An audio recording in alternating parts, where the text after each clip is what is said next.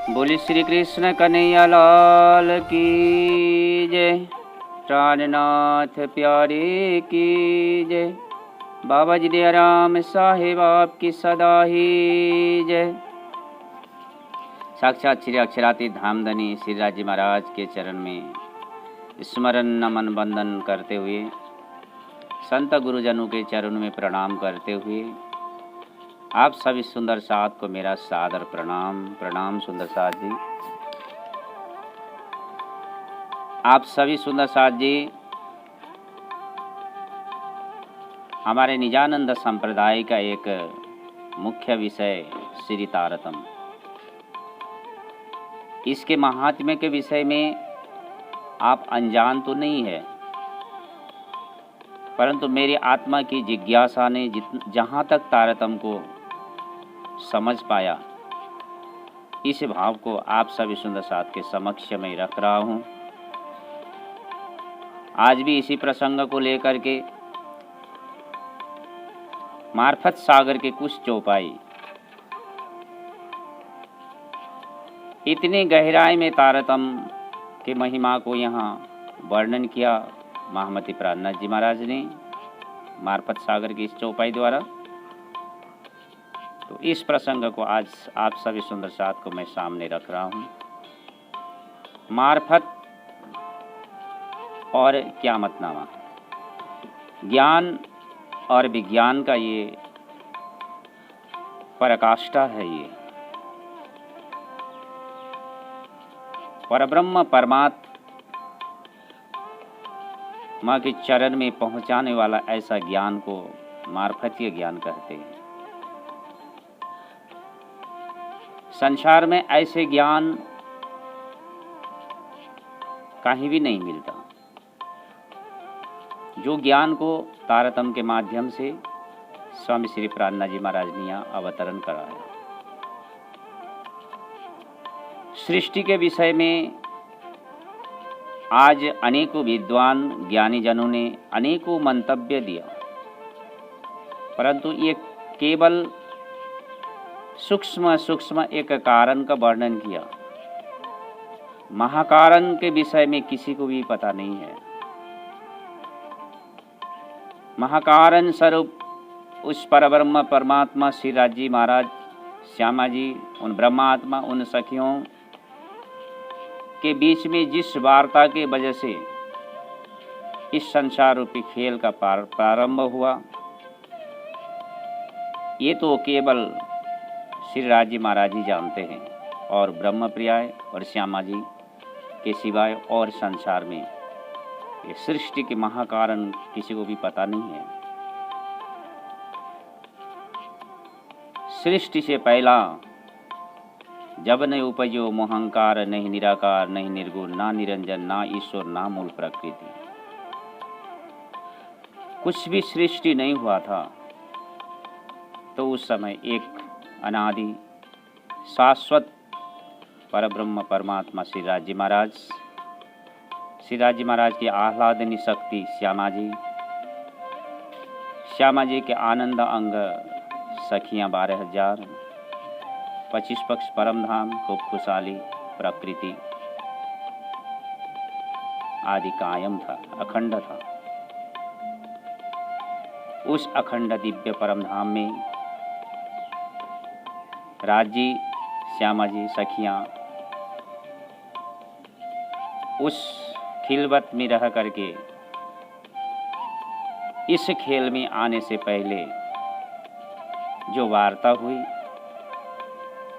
तो वार्ता की जो चौपाई महामती प्राणनाथ जी महाराज इस तरह से यहाँ जाहिर कर रहे इस ज्ञान को।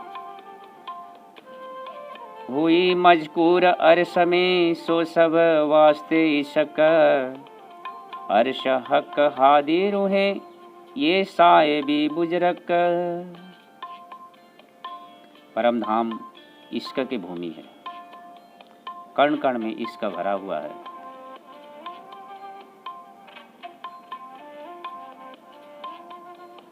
सखियां और राजी महाराज के बीच में पूर्ण इश्क भरा हुआ है। सखियों के मन में विचार आया कि हमारा इश्क राज्य से हम ज्यादा करते हैं। सखियों ने कहा हम राज्य से इश्क, हमारा इश्क राज्य से ज्यादा है। राज्य ने कहा हमारे इश्क का तुम्हें पहचान ही नहीं है। सो सब वास्ते इश्क, ये सारे जो भी इश्क रबद हुआ ये सब इश्क के ऊपर में निर्मित था। इश्क की घटबड़ के निर्णय के लिए ही ये रबद हुआ था। अर्श हक हादिर हुए ये साहिबी बुजरक परम धाम में राज जी, श्यामा जी, ब्रह्म सृष्टि के बीच में जो यो इश्क जो है इसकी साहिबी, इश्क के विषय इश्क का जब पहचान हो जाता है तो राज्य की साहिबी पता चलता है। राज्य की महानता, राज्य की बुजरक, राज्य की जो कादर सामर्थ्य इश्क को पहचानने के बाद में इसे भी पता चल जाता है। तो इसीलिए ये दो विषय को ब्रह्म सृष्टि परम धाम में समझ नहीं पाई। तब हक्के कहा हादी रूह को तुम माशुक मेरे दिल, इत इश्क मेरा पाए न सको जो सहूर करो सब मिल। उस समय श्री राजी महाराज ने श्यामा जी सखियों को कहा तुम मेरे माशुक हो, ज्यादा से ज्यादा चाहने वाले, सबसे ज्यादा प्यार करने वाले, तुमसे बढ़कर मुझे प्यार करने वाले कोई भी नहीं है। मेरे प्रति तुम्हारे हृदय में भरपूर इश्क है, परंतु राजी महाराज सखियों को कहते हैं तुम्हारे अंदर में ये जो इश्क है तो मैंने ही दिया हुआ इश्क है और मेरा ही अंदर का वो इश्क है। वो इश्क को मेरे हृदय के अंदर की, राजी महाराज कहते हैं राज्य के अंदर के इश्क को तुम लोग सब मिल करके सहूर करो, सब मिल विचार करो, सब मिल करके, तो भी यहाँ ये इश्क का बेवरा तुम्हें प्राप्त नहीं होगा। ये इश्क क्या है नहीं समझ पाओगे हे गोपियां, हे सखियां। तब हक के दिल में यूं लिया मैं दिखाऊं अपना इश्क, और पातशाही अपनी ये देखे रूहे मुतलक। ऐसी परिवेश में राज्य महाराज ने मोमिनों को कहा, राज्य महाराज ने दिल में ये विचार कर लिया, सखियां समझती है कि हम ही राज्य को प्यार करते हैं। ये प्रेम जो राज्य को लुटा रहे हैं, इस प्रेम, इस इश्क को सखियां नहीं समझ पा रही ये क्या है। तो श्री राज्य महाराज ने इसीलिए तो दिल में ले लिया, मैं अपनी इश्क को समझाने के लिए, मेरी इश्क कितनी महिमावान है, मेरी इश्क क्या है, इसको समझाने के लिए मैं तुम्हें इस संसार, इस परम धाम से तुम्हें उस संसार रूपी खेल में भेजूंगा, मेरे इश्क से अलग कर दूंगा, जुदागी कर दूंगा, तब तुम्हें पता चलेगा कि मेरे इश्क क्या है। और उसके साथ साथ में और पातशाही अपने ये देखे रूहे मुतलक कर, इस तरह से खेल के बीच में आने के बाद में तब पता चलेगा राज्य की पातशाही क्या है, बुजरक महिमा क्या है और राज्य के इश्क क्या है। ये राज्य महाराज ने तब ही दिल में ले लिया कि सखियों को अब मेरे इश्क और पातशाही के विषय में नहीं समझाने के लिए मेरे चरण से अलग करके, जुदा करके इन्हें समझाना पड़ेगा। बक्का अर्श में जुदागी सो तो कबू न होए, ये बेबरा नहीं वाहिदत में होए कम ज्यादा दोए। अब उस परम धाम में राजी महाराज ने विचार किया, जब तक राजी से जुदागी नहीं होंगे और ये इशक और राजी की महिमा के बारे में सखियों को पता नहीं चलेगा। अब मोमिनों को अपने चरण से जुदागी अलग करने के लिए राजी महाराज ने दिल में विचार किया। ये बेबरा नहीं वहादत में, वहाँ तो एक दिली है, एकता है वहाँ। तो उस एकता में किसी की गड़बड़ होए कम ज़्यादा दोए, मोमिन राजी महाराज के बीच में कम और ज़्यादा का निरूपण उस एक दिली वाहिदत रूपी परम धाम में ये हो नहीं सकता। तो इसीलिए अब वहाँ से मोमिनों को उस दिव्य परम धाम से राजी महाराज से अलग करना ही पड़ेगा, इश्क और साहिबी को समझाने के लिए। तुम्हें इस इश्क और साहिबी को समझाने के लिए तुम्हें मेरे चरण से अलग होना पड़ेगा। मैं ऐसा खेल दिखाऊंगा तुम्हें, जहाँ जाने के बाद में मेरे इश्क को तुम्हें पता चल जाएगा।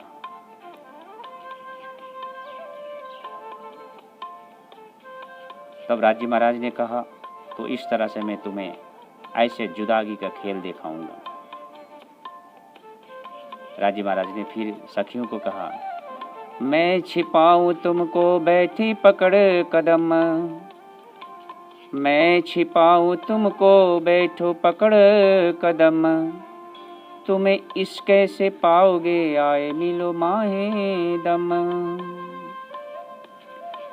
परंतु मैं इस तरह से तुम्हें छिपाऊंगा, मेरे कदम पकड़ करके तुम उस खेल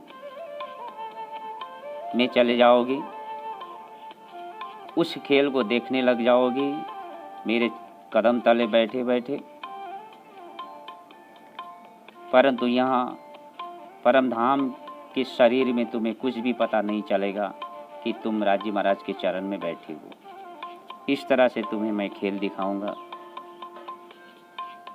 तो अंत में तो मुझे सब कुछ भूल कर, मेरे चरण में रह करके तुम्हें सब कुछ भूल करके खेल देखने लग जाओगे। दोबारा फिर राजी महाराज के चरण में पहुंचने के लिए तुम्हें इश्क द्वारा ही तुम्हें परम धाम को प्राप्त होगी। उसी इश्क को पुनर्प्राप्त करना पड़ेगा। उसी इश्क द्वारा ही तुम्हें फिर उस फरामोशी को तोड़ करके राजी महाराज को चरण प्राप्त कर सकोगे। आए मिलो माहे दम, एक क्षण में उस फरामोशी को, पर्दा को तोड़ करके इश्क द्वारा ही तुम राजी महाराज को प्राप्त कर पाओगे। इस तरह से राजी महाराज ने सखियों को कहा, ऐसा मैं तुम्हें इस प्रकार का खेल तुम्हें दिखाऊंगा। और जब तुम देखोगे लैलत कदर के माहे, और जीमी और आसमान देखो प्रतिबिंबताहें। उस फरामोशी रूपी खेल में जब उतर करके तुम देखोगे लैलत कदर, लैलतुल कद्र के उस विशाल रात्रि के अंदर में ब्रज, रास और जागनी 3 भाग में इस खेल को दिखाया जाएगा। उस खेल देखने के लिए तुम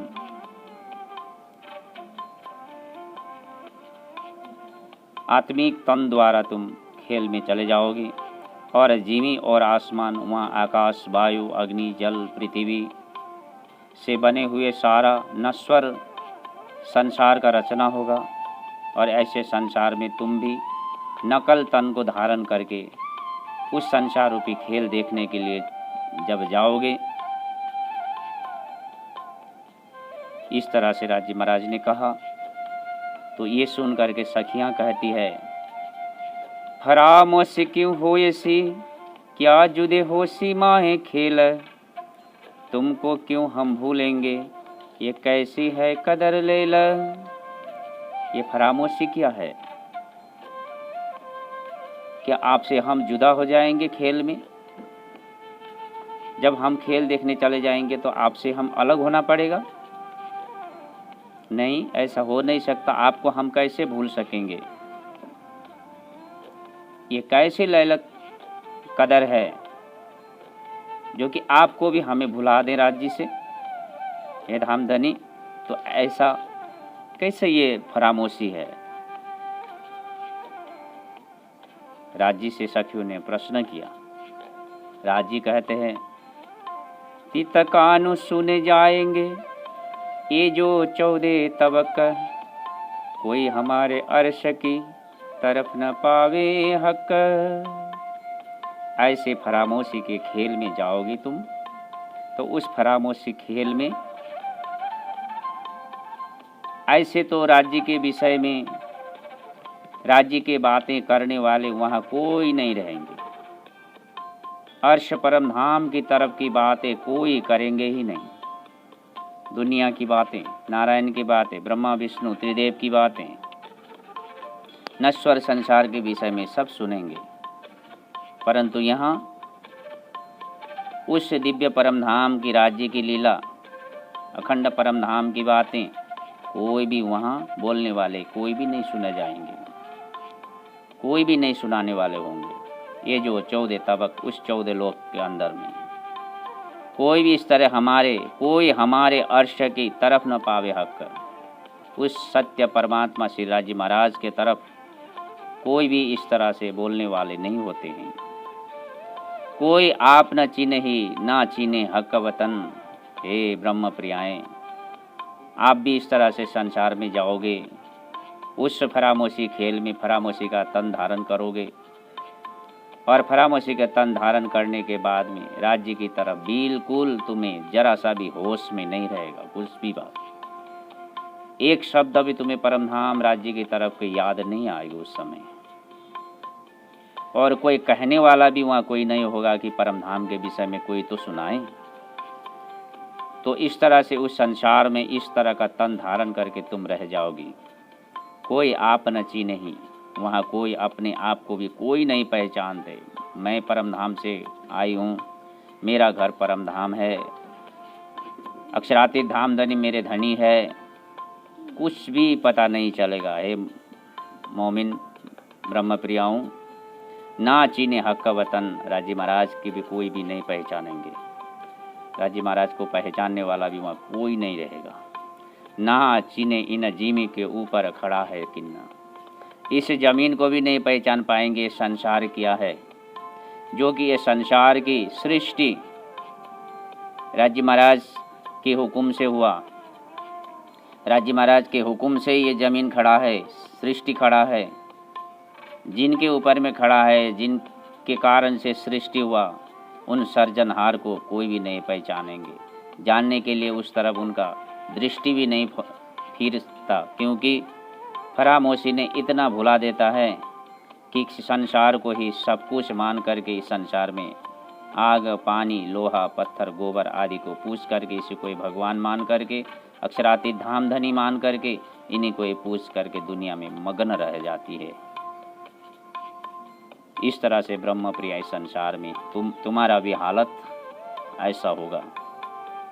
तो ऐसे परिवेश में जिस तरह से माया मोह में परिवेष्टित दुनिया के जीव की तरह तुम्हारे भी दशा ऐसा होगा। इस परिवेश में साक्षात श्री राजी महाराज की श्यामा जी स्वरूप आदि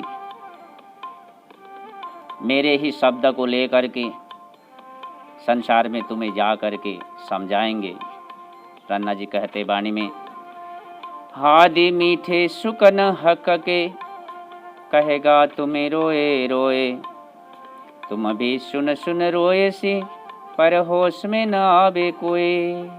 आदि सदगुरु के तन में देवचंद जी महाराज, प्राणनाथ जी महाराज इस संसार में आकर के श्री राजी महाराज की ही वाणी हे ब्रह्म प्रियाओं तुम्हें सुनाएंगे। राजी महाराज कह रहे हैं, परंतु सुन सुन करके तुम सुनोगे